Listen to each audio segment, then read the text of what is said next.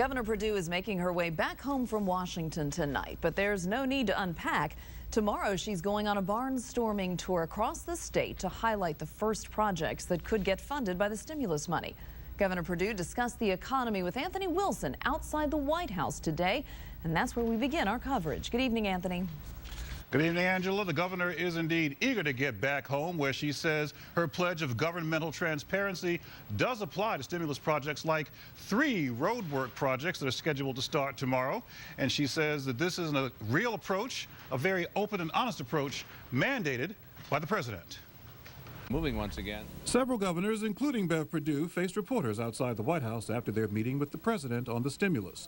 Mr. Obama's blunt message: These funds are intended to go directly towards helping struggling Americans. Many of those Americans live in North Carolina, and Governor Perdue wants them to know all about her plans for the stimulus. We're going to be accountable to the public. By the end of this week, I'm going to have a website up so that all of y'all can check every dollar that's spent, every person that gets a grant, and at the end of the day, we're going to be able to measure what the outcomes are. So we're not going to throw money away. She says while the money will pay for infrastructure improvements, save jobs, and create employment opportunities the president wants for all states, this is, again, not a magic bullet. Y'all, it's the first step, and he encouraged both the Republicans and Democrats to stop criticizing the little things that are really big in our own states, but then to act together as a unit to help build up America's confidence. Perdue says she's one of the governors the president can count on for support of the stimulus plan.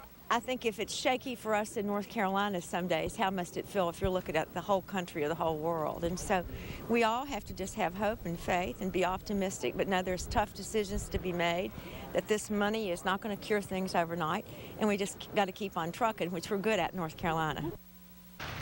Another remark about trucking: Perdue, who referred to Republican governors like Mark Sanford of South Carolina, who said they don't want to accept all of that stimulus money or perhaps any of it, said she'd be very happy to drive a truck across the border into South Carolina and bring back any money they don't want back home to North Carolina. We're live in Washington. Anthony Wilson, ABC 11 Eyewitness News. To see her driving that truck right now. All right, Anthony, thank you so much.